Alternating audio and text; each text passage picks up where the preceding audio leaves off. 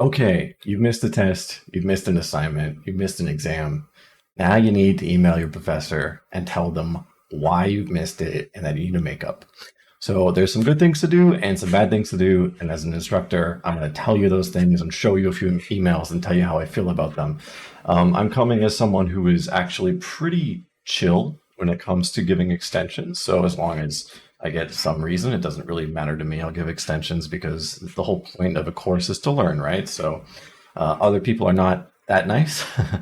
A lot of people are actually quite harsh, even with things like death certificates and that kind of thing.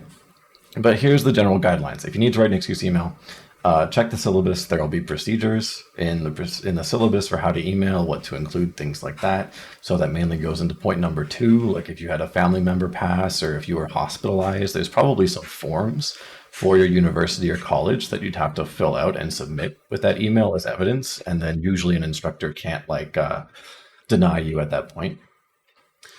If you are writing an excuse email, it's not just like, hey, I missed something. It's, hey, I missed something and I'd like to give a couple solutions as to how we could do this fairly if you're up to it.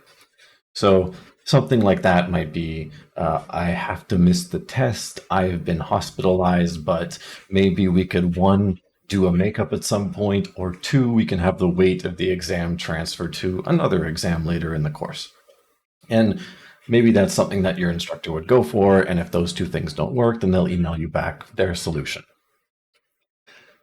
The 4th point, which I see a lot, and I don't think it's intentional, but it's the guilt tripping that comes in the emails. So things like, I have studied 20 hours a week for this course. I've done everything on time. I've done all the discussions, all this kind of stuff. Like you're putting out everything that you've done to deserve it.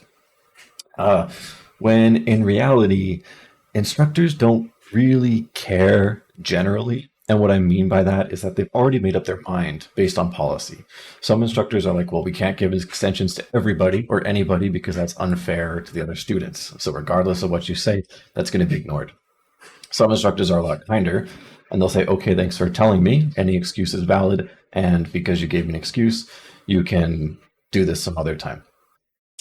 You don't really need to include that information. It's a lot to read, and instructors have to read a lot of emails every day. So keep it short, keep it concise, and just keep it straight to the facts.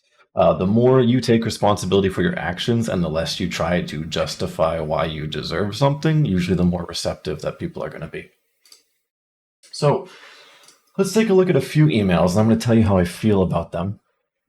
I don't hate any of these emails, but there are some emails that are more effective than others.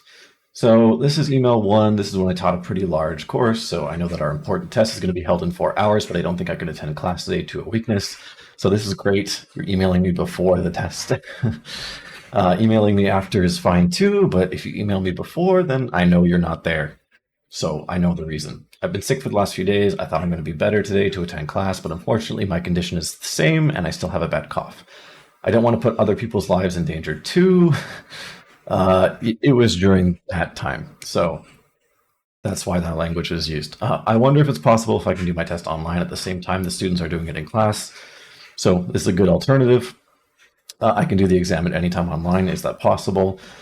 And I like everything up to there.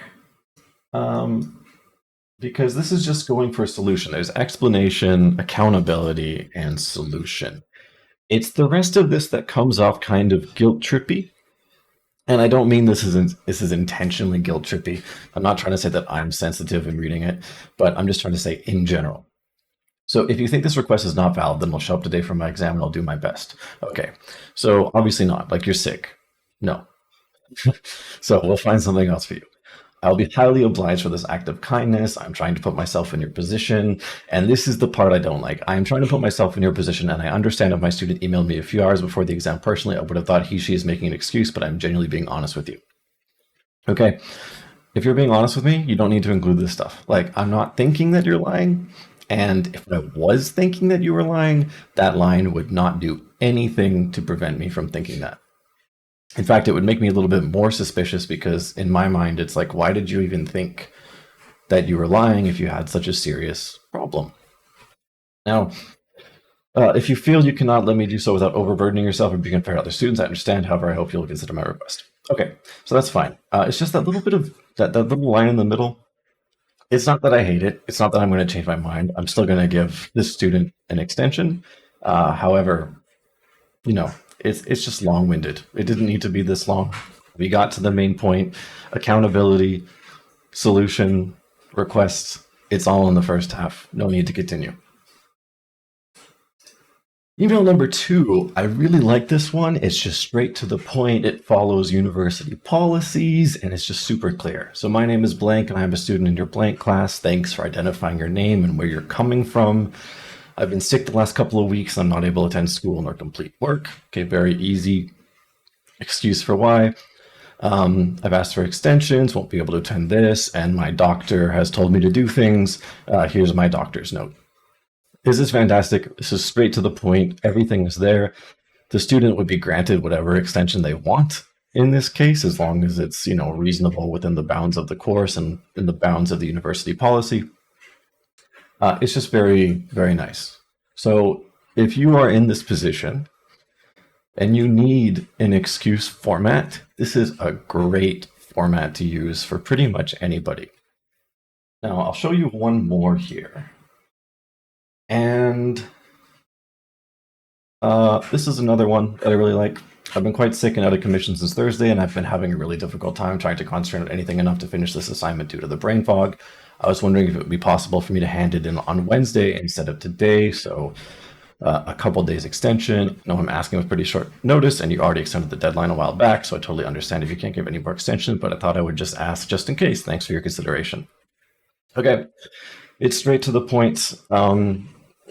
I've been sick. I haven't been able to do it. Can I have a couple more days?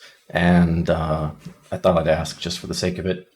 I know, so this bit right here, this third little paragraph here, obviously the student's saying it out of kindness, right? So I don't find this very guilt trippy at all.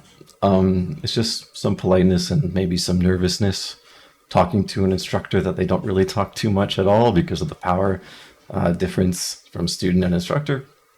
And there's just thanks for consideration. So email 2 and 3, as you can see, are very short, very easy to read.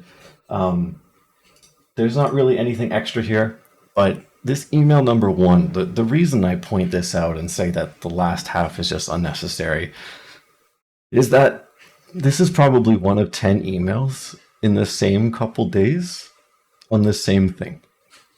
So if you accommodate one person, you accommodate them all. It's just a little too long to be fully read and fully considered, especially when you consider the average instructor probably gets about 100 emails a day. Probably like 20 to 30 from students, and then probably the rest are spam or university college email, things like that. So I'm not necessarily saying you can't include this stuff. I'm just saying if you don't want to waste your time, you want to keep everything very clear, very concise, and you want to get the best answer possible, just keep it short, keep it simple, give them solutions so they don't have to think too hard, and hopefully you'll end up with a good situation in the end. Anyways, that's just my experience, but these emails for me have worked the entire time that I was a student, and when I receive emails like 2 and 3, as an instructor, but I love it. It just makes it easy. I'm going to give the extension anyway. But yeah, keep it short, keep it sweet. And I wish you success with your future excuses.